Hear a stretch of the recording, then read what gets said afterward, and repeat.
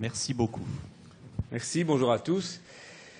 En effet, j'ai assez bien roulé ma bosse dans ce domaine. J'avais dû faire il y a peu de temps un exposé où j'avais commencé par ceci, en disant que le contrôle de la glycémie en réanimation, c'était plein d'espoir il y a une dizaine d'années. Et puis, il y a eu de l'amertume, des regrets, suite à certaines questions et des échecs d'études cliniques.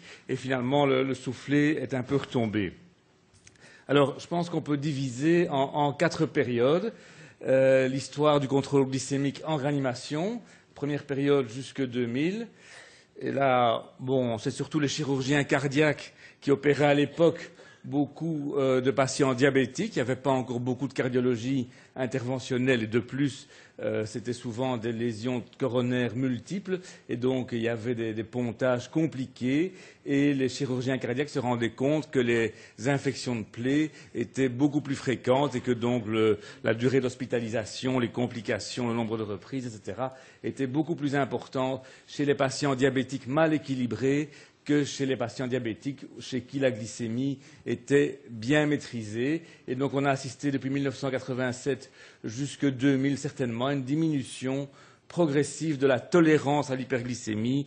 On était plus agressif avec le traitement à l'insuline. Deuxième chapitre, 2001. Là, c'est le conte de fées, le rêve qui devient réalité. On a donc Cendrillon à Louvain, en Belgique, qui démontre une diminution jamais décrite auparavant de la mortalité pour ceux qui n'étaient pas encore réanimateurs en 2001, au moment de la publication dans le New England de ce papier, l'étude Louvain 1, une diminution de 47%, gigantesque, de la mortalité relative, rien qu'en contrôlant plus strictement la glycémie, en ramenant la glycémie entre 80 et 110 ou 4,4 à 6,1 millimoles par litre, non seulement la mortalité, mais également la mortalité chez les long stayers, enfin essentiellement chez ceux qui restaient plus de 5 jours en réanimation, c'est-à-dire ceux qui, en quelque part, avaient le temps de bénéficier des effets positifs de ce traitement. On avait également un effet sur la mortalité hospitalière. Et de plus, pour accentuer encore le degré de conviction, on avait une relation dose-effet. Au mieux, on contrôlait la glycémie, au plus basse était la mortalité. Alors, est apparu après le conte de fées 2006 à 2009. Là, c'est la période du désenchantement. Et donc là, on arrive à une vérité qui est moins plaisante, avec l'échec de toutes les études de confirmation, dont l'étude du contrôle que j'ai coordonnée, dont Philippe De Vos était l'investigateur principal, donc publié en 2009. Vous avez peut-être déjà vu ces dias. Donc on a inclus au total 1078 patients. On a analysé 1078 patients qui étaient randomisés soit à un contrôle glycémique strict avec une cible 4 à 6, 1 millimole, soit un contrôle glycémique qu'on a appelé libéral, c'est-à-dire une cible intermédiaire. Nous avions 2 groupes de patients qui étaient comparables en tout point, avec une prédominance de patients médicaux. Nous avions donc des scores Apache de 15, donc une mortalité attendue qui était de l'ordre de 20%, et nous avons donc en tout point, à l'exception de la proportion de patients diabétiques, un équilibre satisfaisant entre les 2 groupes qui étaient donc comparables. On a bien sûr donné beaucoup plus d'insuline aux patients qui étaient randomisés à insulinothérapie intensive, à la fois plus d'insuline mais aussi plus longtemps. Et on est arrivé à séparer de manière satisfaisante les 2 groupes, même si on n'était pas tout à fait dans la cible pour le groupe intensif. Et malgré ça, eh bien, nous n'avons pas obtenu de différence significative de mortalité entre les groupes, donc 15,3 et 17,2%, une tendance à une légère surmortalité dans le groupe randomisé à insulinothérapie intensive. Quand on a fait l'analyse multivariée, on n'a heureusement pas de démonstration d'une surmortalité liée à notre traitement intensif. Nice Sugar, donc australo néo-zélando-canado-américain, publié en 2009 dans le New England et présenté au Congrès de Bruxelles au mois de mars donc 2009. Là, une surmortalité à 90 jours sur 6000 patients, une surmortalité donc à 90 jours dans le groupe contrôle strict de la glycémie. Quand on méta-analyse toutes ces données et donc celles de nos 2 études, plus les autres qui étaient disponibles à l'époque de cette méta-analyse en 2010, plus d'autres données publiées plus récemment, dont celle de Pierre Calfon que j'ai vue dans la salle, on n'a pas d'effet bénéfique du contrôle strict de la glycémie sur la mortalité. Alors, on a aussi, en voyant toutes ces données, la notion que même dans le cadre d'études à grande échelle, randomisées, contrôlées, c'est difficile d'atteindre la cible qu'on s'est fixée et c'est un message clinique important.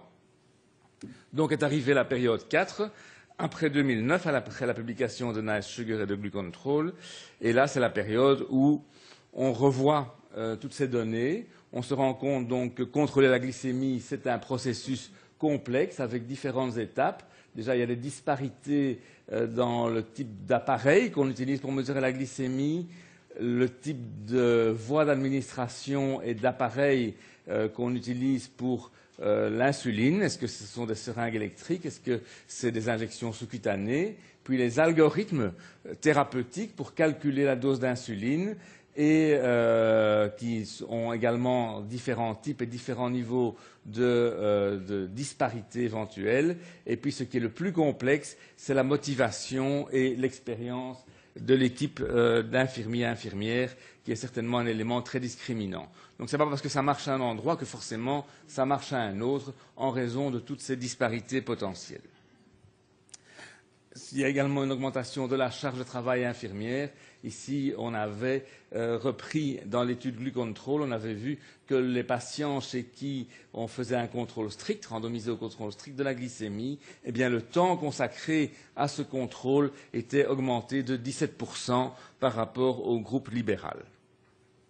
Et ce n'est pas anodin, on a ici un signal qui nous dit que puisqu'on contrôle strictement la glycémie, on augmente l'incidence d'hypoglycémie. Et quand on regarde ici dans cette méta-analyse de Judy Jacobi publiée en 2012, eh bien, on a une augmentation, une multiplication par 5 de la mortalité chez les patients qui ont présenté une hypoglycémie versus pas d'hypoglycémie. Donc on pourrait, par notre intervention, non seulement ne pas améliorer la survie, mais augmenter la mortalité en raison des hypoglycémies. C'est d'ailleurs ici une autre analyse de Hegyi, rétrospective, qui nous montre qu'on a déjà une augmentation de la mortalité après ajustement pour la gravité quand on a présenté ne fût-ce qu'un épisode d'hypoglycémie inférieur à 80 mg par décilitre ou à 4 millimoles si vous voulez. Conclusion que nous avons également retrouvée en mettant ensemble 3 études, une étude hollandaise, l'étude Glucontrol et une étude américaine. Nous avons observé également qu'il y avait une augmentation de la mortalité après ajustement une fois qu'il y avait un épisode d'hypoglycémie en dessous de 80 mg par décilitre, ce qui est très alarmant. Et on peut le comprendre que la réponse physiologique à l'hypoglycémie est perturbée en cas d'agression. Normalement, vous et moi, si on fait une hypoglycémie, on arrête de sécréter de l'insuline. Or, les patients continuent à en recevoir. Si on ne se rend pas compte rapidement de l'hypoglycémie, le glucagon, l'adrénaline, l'hormone de croissance et le cortisol sont déjà élevés chez nos patients, mais font partie du mécanisme mis en route lors de l'hypoglycémie. Donc il y a moins de possibilités de riposter à une hypoglycémie chez nos patients agressés. Donc on en est là. On a l'hypoglycémie, même modérée, l'hyperglycémie sévère et la variabilité glycémique élevée sont indépendamment associées, pas causales, associées à un mauvais devenir. Et ces 3 anomalies peuvent être synergiques, c'est-à-dire que leur effet, la force de leur association avec la mortalité augmente quand un deuxième est présent, ce qui a été analysé par exemple dans ce registre américain, plus de 100 000 patients, qui montre qu'on a 24 fois plus de chances de décéder quand on a une variabilité élevée des hypos et des hyper sévères que quand on n'a rien du tout. Et donc, c'est évidemment des marqueurs de la sévérité de l'agression, mais tout de même, la tentation est forte de dire qu'on ne veut pas d'hypoglycémie, on ne veut pas d'hyperglycémie sévère et on veut le moins de variabilité possible. Donc, le message clinique, la recommandation actuelle, c'est d'essayer d'atténuer, pour autant que faire se peut, la variabilité, d'éviter les hyper sévères et les hypos, même modérés. Et donc ici, il y a différents types de recommandations, dont celle qu'on avait travaillé avec Carole et un groupe d'experts, avec Frédéric Valla aussi, et d'autres, où on dit qu'on ne peut pas avoir de cible universelle, mais qu'en tout cas, on ne peut pas dépasser 10 millimoles et probablement pas descendre en dessous de 4 millimoles comme cible inférieure, la performance pouvant éventuellement être améliorée si on a plus d'infirmières, ou d'infirmiers, si on a de meilleurs appareils, si on a des algorithmes performants. Donc il n'y a pas de cible universellement recommandable, mais le but sera toujours d'éviter les hypos, même modérés, d'éviter les hyper sévères et de minimiser la variabilité.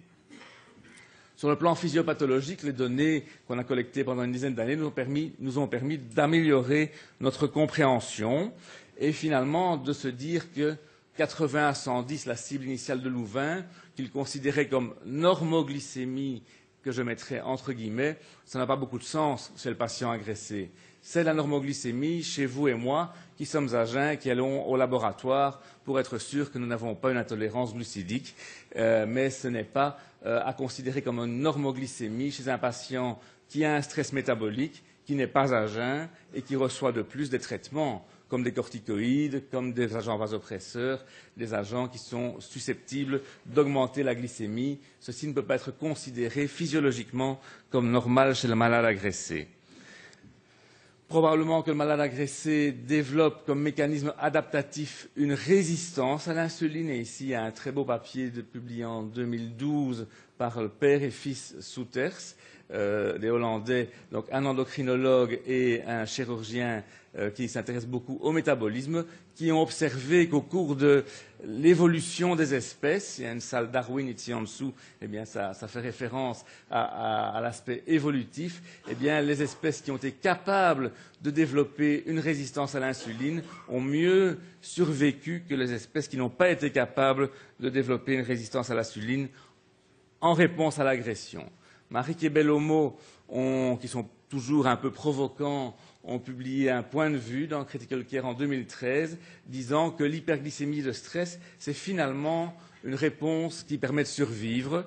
Et ils ont montré ici le cortisol, ça plaira à Virginie, en fonction des espèces animales. Et on voit que l'homme, et ici à côté, c'est le singe rhésus, sont les espèces qui sont capables de sécréter le plus de cortisol en réponse à l'agression, à l'inverse du koala, qui, même s'il est agressé, reste arroupillé sur son arbre et ne va pas augmenter sa sécrétion de cortisol et donc pas sa résistance à l'insuline.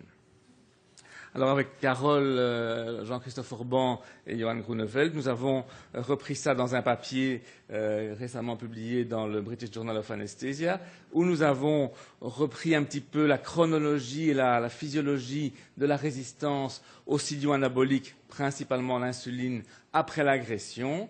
Donc le cerveau est le premier organe qui est stimulé. Ensuite, nous avons une stimulation du système immunitaire et puis éventuellement du tissu adipeux, même si on ne connaît pas bien encore la répercussion physiopathologique.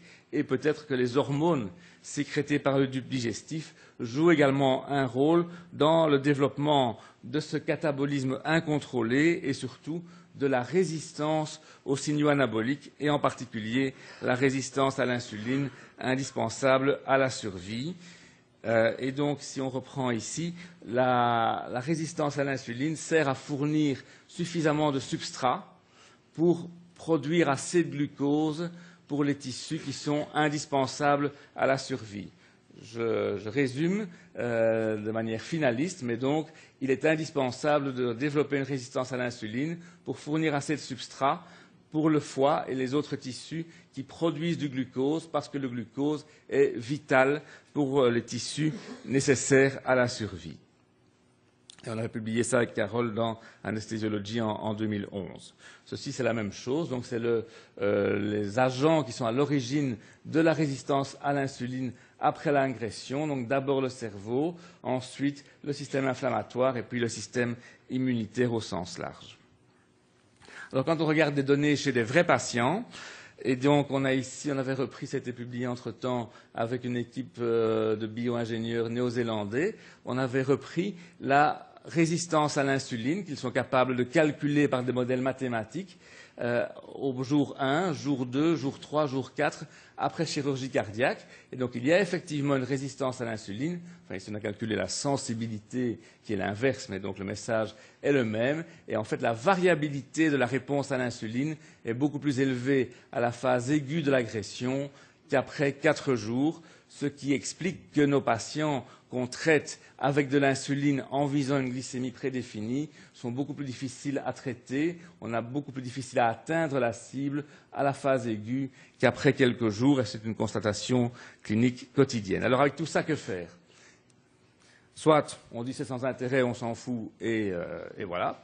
Soit on adopte ce qu'on fait en pratique dans la plupart des services, un compromis mou, c'est-à-dire qu'avec les données qu'on a, on choisit une cible pour tous, un compromis selon les disponibilités de matériel et de personnel. Ce que nous faisons à l'hôpital Erasme, on choisit entre 90 et 150 mg par décilitre de cible glycémique, où on essaye de faire mieux et on essaye d'investiguer et de se poser et de répondre aux questions pour lesquelles on n'a pas encore de réponse. Alors, quelles sont les réponses quelles sont les questions pour lesquelles on n'a pas encore de réponse? Probablement les risques associés avec le contrôle glycémique. Peut-être que quand on est trop agressif, eh bien, on induit des variations trop élevées, ou bien on augmente le risque d'hypoglycémie. Alors, probablement qu'il faut se poser les questions sur la cible la plus appropriée en fonction du type de patient. Et là, on a par exemple les patients neurologiques. On sait que toute hypoglycémie chez eux peut être très délétère. De même, les patients diabétiques qui ont développé au long cours des mécanismes cellulaires de défense contre l'hyperglycémie, eh bien, on peut être moins exigeant chez eux que chez les patients non diabétiques. En tout cas, conceptuellement, ça reste à valider sur le terrain. Nos techniques de mesure du glucose doivent probablement aussi être affinées. En tout cas, on ne peut plus utiliser de capillaires, de sang capillaire et d'appareils portables. Ça, c'est fait pour le diabétique à la maison. Nous devons, en réanimation, avec les patients vasoconstrictés, les interférences possibles, utiliser au moins des analyseurs à gaz sanguin sur du sang veineux ou artériel. Alors, le monitoring continu de la glycémie et les algorithmes d'insuline, je vais y venir tout de suite. Et la combinaison des deux par des systèmes de boucles fermées représente peut-être l'avenir. Monitoring continu de la glycémie, je ne vais pas entrer dans le détail, mais on a donc des systèmes soit interstitiels, soit intravasculaires, utilisant différentes techniques. Donc ces appareils sont actuellement, à mon sens, utilisables plutôt comme des outils de recherche, mais malheureusement, certains fabricants considèrent qu'il faut privilégier la rentabilité, et certains se sont retirés du marché parce qu'ils considèrent que leur marge bénéficiaire ne serait pas suffisante et qu'actuellement, on ne peut plus attendre d'avoir de nouvelles données expérimentales, et c'est dommage.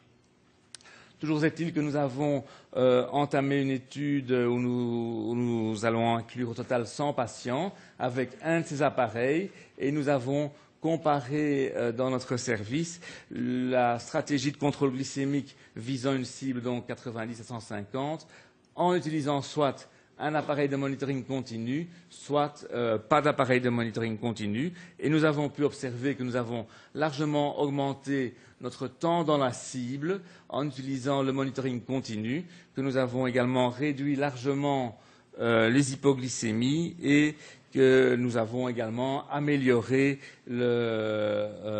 diminué fortement le taux d'hyperglycémie. Donc, clairement, ces appareils de monitoring continu nous permettent d'améliorer notre performance et la qualité des soins, tout en diminuant la charge de travail infirmière, puisque la glycémie est affichée sur l'écran, il ne faut plus faire de contrôle. Les algorithmes d'insuline, je ne vais pas entrer dans le détail, mais simplement vous dire que le principal progrès, le principal espoir, c'est d'utiliser des algorithmes basés sur une anticipation de la sensibilité à l'insuline ou de la résistance à l'insuline, qui est donc très variable au cours du temps. Il y a des algorithmes mathématiques qui permettent d'anticiper sur base de la glycémie et de la quantité d'insuline de calculer la sensibilité et d'anticiper la sensibilité à l'insuline dans les prochaines minutes, ce qui permet donc d'améliorer la qualité du contrôle glycémique. Ça a été validé sur des cohortes virtuelles de patients, c'est-à-dire des banques de données, et aussi nous avons ici, en collaboration avec une université danoise, nous avons également validé le fait que quand on utilise cette intervention, ce type d'intervention, ici en l'occurrence un algorithme qui s'appelle GlucoSafe, eh bien, on améliore notre temps dans la cible. Ceci, c'est la densité cumulée le jour où on a appliqué le GlucoSafe par rapport au jour précédent et au jour suivant chez les mêmes patients. Donc, ce type de développement mérite certainement qu'on s'y attache et qu'on les valide attentivement. Enfin, les systèmes de boucle fermée, eh bien, ça, c'est la combinaison des monitoring continus et des algorithmes qui calculent la sensibilité à l'insuline des patients et recalculent à chaque nouvelle donnée. Et ça, c'est probablement l'avenir. Et sur ce, je vous quitte sur une note d'espoir. Voilà, je vous remercie.